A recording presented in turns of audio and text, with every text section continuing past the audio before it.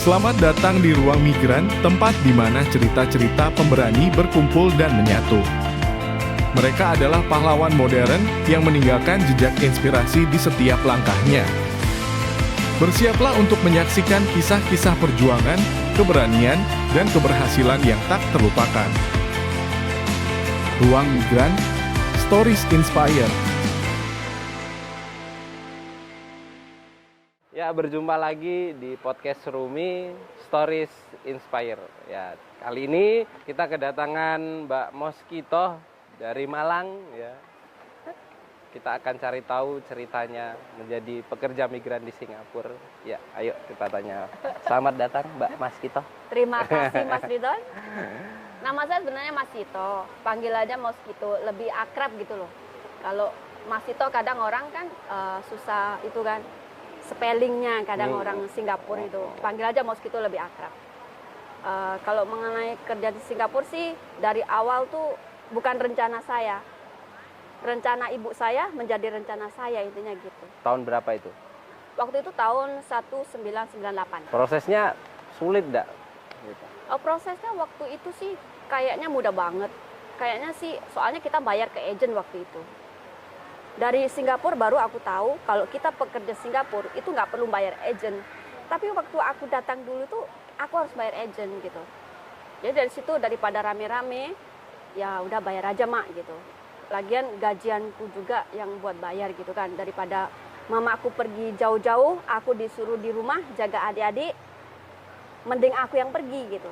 Kan seorang anak butuh kasih sayang seorang orang tua. Kalau aku yang jaga mereka, mana kasih sayang orang tua ke anak, intinya gitu. Jadi mending aku yang pergi gitu. Iya. Sesampainya di sini apa terus yang dilakukan? Yang dilakukan sih biasa kerja rumah. Ya masak, bersih-bersih. Majikanku bilang anggap saja rumah sendiri. Ya emang sih kalau kita nggak menganggap rumah kita sendiri, karena 24 jam itu kita menghadapi majikan. Dan majikan mau ngomong apa, mau memerintah kita apa, itu anggap saja keluarga kita gitu, biar lebih akrab. Karena ya emang susah beradaptasi gitu, kayaknya kaku gitu, apalagi aku nggak bisa bahasa Inggris gitu. Aku belajar bahasa Inggris juga dari Singapura juga, lewat majikanku juga. Anggap aja pertama kali, karena kita ke negeri orang, dari kampung langsung ke negeri orang, intinya gitu kan, nyebrang samudra gitu kan. Nggak bisa kita hari ini kerja nanti malam balik kan nggak bisa. Iya. Nah kalau bagi aku sih nggak rumit, cuma aku anggap lebih mudah karena aku ingin mudah, jalanku lebih mudah, intinya gitu. Kalau melalui proses dari agent dari Surabaya, Malang, Surabaya ke Batam langsung masuk Singapura. Soalnya di Batam mereka proses untuk permit sama paspor, karena dari Surabaya kan kita nggak ada itu gitu. Dan dari proses itu kita belajar, diajarin sistem kayak gimana kamu pekerja rumah itu bisa nggak, kamu jaga orang tua bisa nggak, kamu jaga bayi bisa nggak. Jadi step-step. Iya. Tapi kalau mereka ada yang mau belajar itu mereka bisa. Tapi kadang mereka kan ada yang malas-malasan, ada yang nanti kamu aja deh kan gitu kan. Depend on the person. Ya. Jadi dari situ agentku nawani, mau nggak kerja di rumahku? Mau dong. Dapat gajian, biarpun aku di penampungan.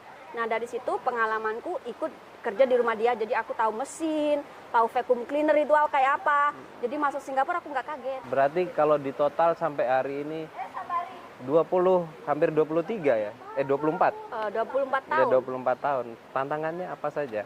Tantangannya banyak banget. Ya beberapa aja yang paling sulit dan bisa jadi pelajaran buat kita. Sulit sih karena kita nggak bisa berbahasa Inggris. Ya. Kadang lebih banyaknya itu cara pengucapan sama majikan. Kalau kita nggak bisa bahasa Inggris, kita kan nggak tahu, nggak paham. Jadi majikan tuh paham nggak? Kamu bilang yes, paham nggak? Kan gitu toh. Karena kita biasa oh yes itu paham nggak? Itu yang selalu bisa jadi kendala. Nah dari situ majikanku sendiri, madam aku yang ngajari aku gitu. Kalau kamu nggak bisa bahasa Inggris, aku pulangkan kamu. Jadi selama 2 minggu di situ dia ngetes aku, terus 3 minggunya dia kasih les. Kalau aku nggak bisa, aku diantar pulang. Nah, aku kerja mati-matian dari situ. karena dari nggak bisa jadi bisa gitu. Iya.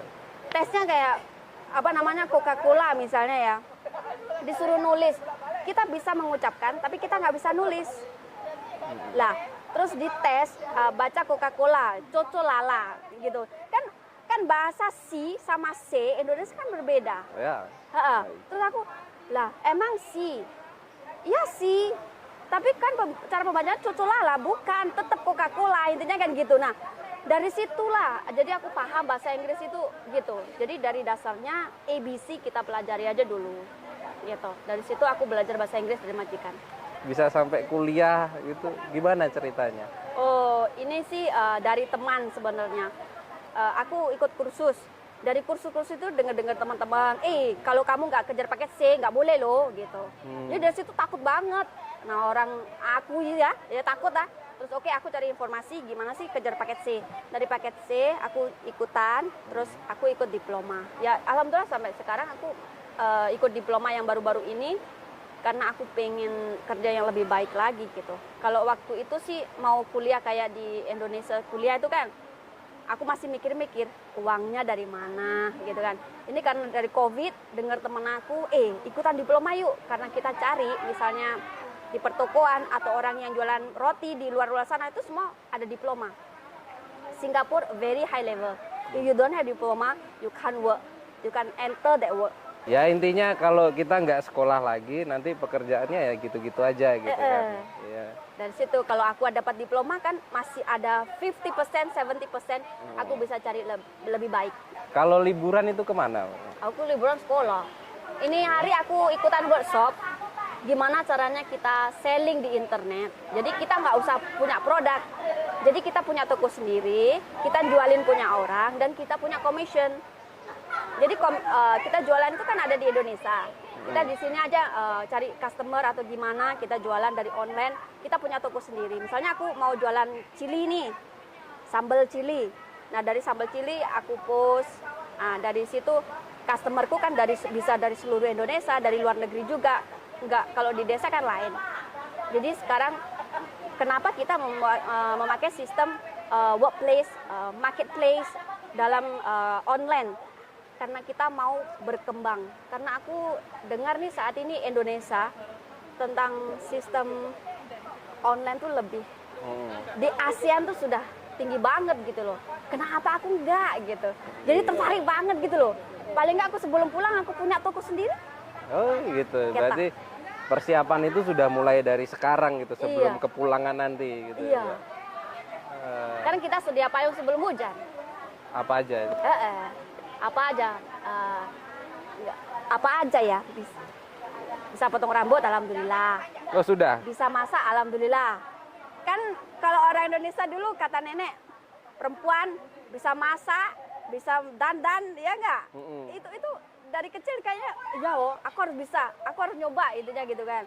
Kalau kita nggak nyoba, gimana mungkin kita bisa. Gitu. Hal-hal positif apa yang bisa kita lakukan sebagai pekerja migran di Singapura pada hari libur gitu? Oh banyak sekali kalau teman-teman di luar sana tuh mau. Kayak Sagara yang aku ikuti, Sagara kita menjadi guru. Biarpun itu guru TK, guru SD, bisa kalau kita meningkat ke diploma, kita bisa mengajar ke SMA, ke STM, kita bisa. Jadi kita belajar dasarnya. Depend on the person is tergantung dianya sendiri mau belajar enggak gitu. Kalau kita cari informasi bahasa Inggris free, belajar bahasa China free, intinya gitu. Ya kalau mereka nggak tahu bisa telepon aku nanya-nanya gitu. Oh ikut ruang migran juga? Ruang migran kan ada di sini, jadi kita bisa chatting loh. Oh gitu. Nah, mungkin boleh cerita selama di ruang migran apa sih yang Mbak Moskito dapat gitu dan apa yang bisa banyak banget loh sebenarnya. Apa? Aku malah belum tahu. Ilmunya bisa belajar nulis cerita. Kayak misalnya aku ada cerita aku tulis, tapi belum aku storyin ke Kak Ani. Karena tulisannya tuh seperti cekeremes gitu bahasanya, ya Allah. Jadi aku masih mau cari kayak Google Translate gitu kan. Ya rencana sih, tapi step by step. Soalnya aku di sini kan kerja ikut orang. Jadi nggak seenaknya gitu. Nah dari situ banyak banget deh ilmunya yang dikasih Kak Ani, Kak Asmuni. Aku yakin kalau mendalami itu bisa mendapatkan uang yang lebih banyak intinya gitu. Tapi karena kendala hari-hari itu yang agak sedikit-sedikit. Oh ya, Moskito. Lebih akrab. Moskito. Kan sudah hampir 24 tahun. Rencana itu nanti akan sampai kapan dan waktu pulang nanti apa yang sudah dipersiapkan dan atau apa yang akan mau dipersiapkan? Boleh cerita nggak? Insya Allah aku mau memberanikan diri tuh tahun ini habis kontrak Oktober gitu. Jadi dari situ pulang, aku sama teman-teman udah nyediain sendiri karena ada salah satu teman kita udah pulang, kita mau buat workshop. Nah dari situ kita mau bekerja sama. Paling nggak aku ada cauke di rumah, bukannya cauke apa namanya tempat anak-anak. Jadi aku di situ ngajari bahasa Inggris. Gitu. Di sini juga aku terus belajar karena nanti kan lebih meningkat lagi gitu. Jadi paling nggak aku bisa mengajari mereka anak-anak sekolah. Kan kebanyakan kayak adikku bilang les bahasa Inggris mahal banget gitu kan. Lah kenapa aku nggak gitu loh. Biarpun itu nggak terlalu mahal, yang bisa dijangkau masyarakat di situ kan kita membagikan ilmu kan ilmunya ke kita lebih besar lagi gitu. Bener. Nggak jangan selalu mandang uang intinya kan gitu. Gitu itu berarti rencananya gitu. Rencana besarnya itu ulang. Apa yang perlu dipersiapkan teman-teman nanti yang akhirnya memutuskan untuk bekerja di Singapura ya, jadi pekerja migran itu, tipsnya apa dan do and done, maksudnya apa yang boleh dan apa yang nggak boleh dilakukan di sini gitu, apa aja sebagai pekerja migran? Sebagai pekerja migran ya bagi teman-teman ya paling nggak ikut kegiatan tuh yang positif-positif. Karena banyak di Singapura kegiatan yang positif gitu. Mau belajar bahasa Inggris, bahasa Cina, potong rambut, baking, cooking, semua itu tersedia kalau kita mau. Jadi kalau kita datang ke Singapura, niat kita itu apa? Tanya diri kita sendiri, karena kita nggak akan selamanya kerja di tempat orang gitu. Suatu saat kita itu akan pulang gitu. Jadi dari situ ingat kapan aku pulang, aku harus bisa intinya gitu kan. Kalau kita nggak nanamin diri itu ke diri kita sendiri, kita nggak akan bisa gitu. Karena kita dapat uang, waduh dapat uang kirim uang. Nanti kalau udah nggak kirim uang, waduh uangku buat apa ya? Mereka shopping. Lah dari pergaulan itu juga terpengaruh gitu. Dari pergaulan, kalau misalnya nih di pergaulan kita ada yang positif 2 orang. Yang positif 2 orang keluar aja. Cari yang lebih positif, yang benar-benar mereka itu satu tujuan sama kita. Jangan diam aja di situ. Nanti kamu bisa negatif. Bisa negatif kamu lupa tujuan kamu apa datang Singapura. Waktu dapat duit kamu juga lupa keluarga. Kebanyakan kan gitu. Tapi bagi teman-teman ya terserah mereka sih. Karena di luar sana tuh banyak banget loh kegiatannya. Kalau mereka ke Rumi misalnya ya, tanya ke kita bisa bantu mereka gitu. Mau ngaji, lah ngaji pun di sini ada competition, bisa dapat duit, lumayan kan? Ada fashion show, kalau kamu mau join dapat duit, intinya gitu, tergantung mereka. Tergantung niat dan tekadnya. Niatnya itu, ya. Oke, terima kasih Mbak Moskito sudah berbagi cerita. Iya. Mungkin ada cerita lucu, ada nggak sih? Ada cerita lucu, banyak banget. Karena satu aja deh, satu terakhir aku mau denger nih. Mau denger apa cerita lucunya ya, waktu aku tuh belajar bahasa Inggris itu apa karena kita nggak bisa belajar bahasa Inggris, tapi alhamdulillah majikanku itu ngerti gitu. Coba kamu baca, yaitu Koko Lala jadi cucu Lala. Terus aku tuh dari situ masih ngeyel, namanya manusia ya, manusia sifatnya apa sih? Serakah, ngeyel, iya kan?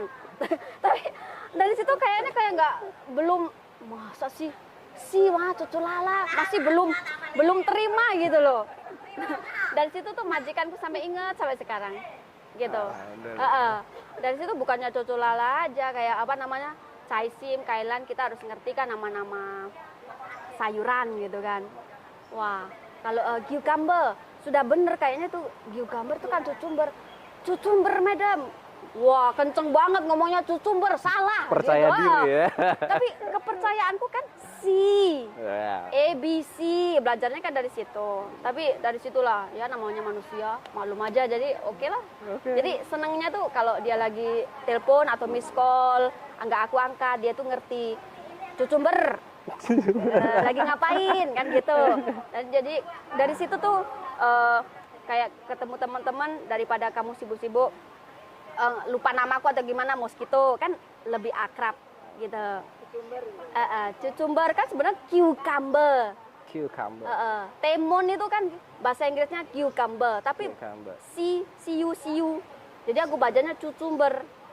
Sebenarnya cucumber gitu. Tapi kalau nggak salah gitu ya nggak bakalan ngerti ya. Iya, nggak bakalan jadi cerita lucu. Ya, sekali lagi terima kasih Mbak Moskito sudah Terima datang di kasih. podcast Rumi. Semoga bermanfaat ilmunya, ceritanya lebih ke ceritanya ya untuk teman-teman yang akan datang ke sini. Ya, sekali lagi sampai jumpa lagi di podcast Rumi lain waktu. Ya, Rumi Stories Inspire. Terima kasih.